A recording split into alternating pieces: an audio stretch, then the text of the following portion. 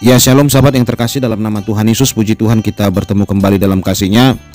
Ya sahabat yang terkasih, sesuai janji saya kemarin, saya akan menyampaikan beberapa hal mengenai risiko-risiko yang akan terjadi apabila Piala Dunia batal atau dibatalkan oleh FIFA oleh karena adanya penolakan-penolakan yang dilakukan oknum-oknum pemerintah. Nah, kita tahu sahabat, mungkin semua sudah pada tahu bahwa banyak ormas-ormas ataupun para pemimpin-pemimpin sebuah provinsi itu melakukan penolakan dengan terang-terangan, seperti Bapak Gubernur Jawa Tengah dan Bapak Gubernur Bali ya, dengan terang-terangan menolak kedatangan Israel ke Indonesia. Jadi itulah saudaraku yang terjadi, resiko besarnya ya, karena kita bela Palestina, akhirnya saudaraku menyusahkan negeri sendiri. Nah, kita tahu sahabat yang terkasih, FIFA sudah melakukan sebuah aksi ya, membatalkan drawing yang dilakukan di Bali. Sahabat yang terkasih, bahkan banyak politisi yang berkata silahkan lakukan pertandingan Piala Dunia sepak bola di Indonesia, tetapi Israel nggak boleh main. Kok bisa pejabat pemerintah ngomongnya begitu? Baik sahabat yang terkasih, kita lihat dulu videonya apa yang dikatakan oleh pengurus PSSI. Diberikan pesan dari kita bahwa drawing di Bali telah dibatalkan oleh FIFA. Jadi drawing tanggal 31 Maret yang harusnya diselenggarakan di Bali sudah dibatalkan oleh FIFA. Jadi ini adalah informasi yang kami dapat dari FIFA. Memang kami belum mendapatkan surat resmi dari FIFA, tapi pesannya jelas bahwa dibatalkan. Dan ini memang kami maklumi karena adanya penolakan dari Gubernur Bali, Pemprov Bali, yang menolak kedatangan tim Israel, sehingga dengan sendirinya Indonesia batal dan Peru ditunjuk menggantikan Indonesia. Indonesia batal jadi tuan rumah? Batal. Itu keputusan FIFA, bukan keputusan pemerintah kita. Kenapa drawing ya? Ya, Drawing batal? drawingnya batal. Tidak disadari karena ini sinyal kecil dari FIFA bahwa kalau drawing saja batal, bagaimana you sanggup bikin Piala Dunia?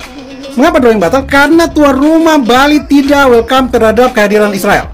Karena drawing itu harus diikuti oleh seluruh peserta, minimal 2-3 orang. Jadi di luar tuan rumah berarti ada 23 peserta hadir di Bali saat undian, diwakili oleh 2-3 orang. Israel harus hadir. Info ini saya dapat memang tidak sengaja, mungkin ini anugerah Tuhan ya. Saya berulang kali, 2-3 kali saya konfirmasi kepada yang bersangkutan, sumber saya, bahwa benar. You dapat info dari siapa? Dari Watimbras. Ya sahabat yang terkasih, sebenarnya yang meminta pertandingan Piala Dunia itu dilakukan di Indonesia sebenarnya adalah pemerintah sendiri ya, pemerintah sendiri dan mereka yang menyanggupi, karena FIFA menentukan ada 3 negara ya, salah satunya Indonesia saudaraku, Peru, Argentina, Indonesia. Karena Indonesia menyanggupi supaya menjadi tuan rumah Piala Dunia untuk U20. Ya sebenarnya saudara yang terkasih ya, cukup membanggakan ya, agar nama Indonesia itu harum di mata dunia. Pemerintah Indonesia kalau memang sudah anti Israel, kan dari dulu sudah melakukan aksi-aksi anti Israel ya. Seharusnya nggak usah lagi dibuat piala-piala seperti itu gitu saudaraku, piala apapun ya, nanti piala badminton juga nanti kan kalau Israel lolos nanti kan datang lagi penolakan gitu. Jadi semua pertandingan apapun itu kalau pertandingan dunia ya sebaiknya tidak usah dilakukan di negeri ini. Kalau ada nanti peserta dari Israel, pasti Indonesia juga siap menerima utusan Israel, kan tidak siap saudara. Nah, salah satu risiko terbesar saudaraku yaitu generasi pesepak bola kita atau akademi sepak bola kita akan mengalami masa yang sangat suram. Kabarnya sahabat, ada ribuan anak-anak Indonesia ini yang bersekolah di akademi sepak bola.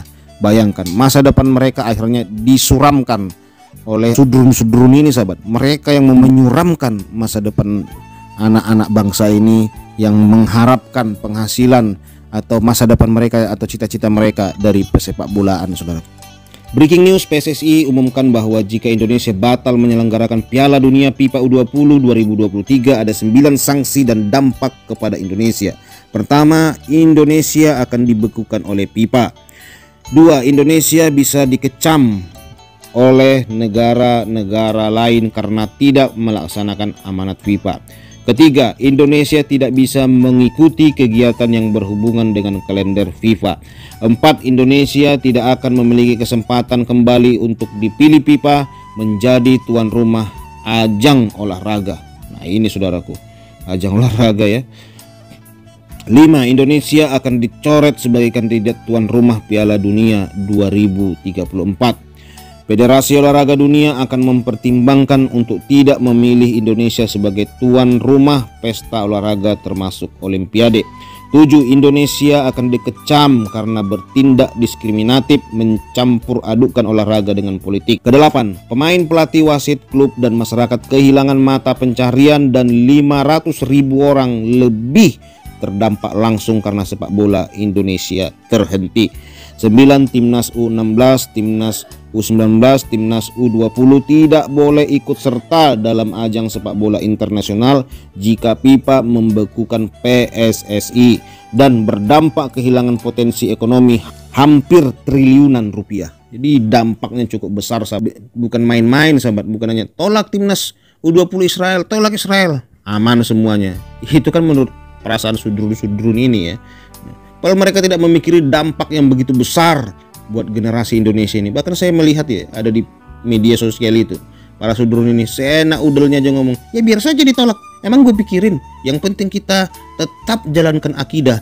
Kita anti Yahudi, kita anti Israel, kutuk Israel kata mereka. Waduh saudaraku, yang terkena dampaknya juga kaum mereka juga saudaraku. Apa yang dikatakan oleh wali kota Solo, anak Bapak Jokowi, Bapak Gibran ya, atau Mas Gibran, menyampaikan jika pertandingan Piala Dunia U20 dilakukan di Solo maka akan mempengaruhi dan akan berdampak untuk ekonomi di Solo. Ya saudara kutuk kasih, jadi itu sangat berdampak luar biasa ya. Maka Solo akan dikenal oleh dunia.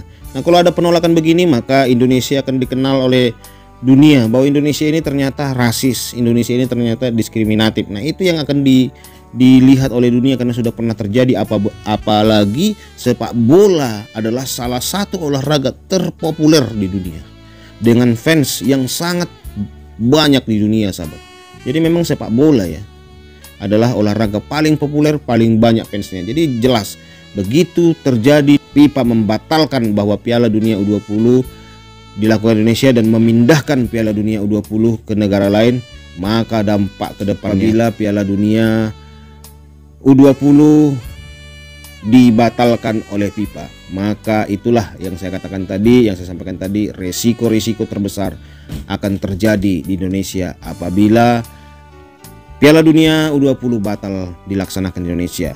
Nah, saudara yang terkasih, mari kita semua sampaikan kepada mereka orang-orang yang anti Israel tadi supaya bertobat, supaya berubah. Jangan hanya pikirkan hal-hal politik keuntungan semata dari dirinya atau kepentingan satu pihak agama saja. Jangan hanya mementingkan satu pihak agama saja, karena Indonesia ini bermacam-macam agama dan bermacam-macam pahlawan yang agamanya juga macam-macam saudaraku. Ada Islam, ada Kristen, ada Katolik, ada Hindu, Buddha, macam-macam agama, pemimpin, kesukuan yang ada di Indonesia ini. Mari kita jalan kerjasama, persatuan dan kesatuan demi majunya Indonesia jaya raya untuk kemuliaan bagi Tuhan. Demikian yang saya sampaikan, Tuhan Yesus berkati. Shalom.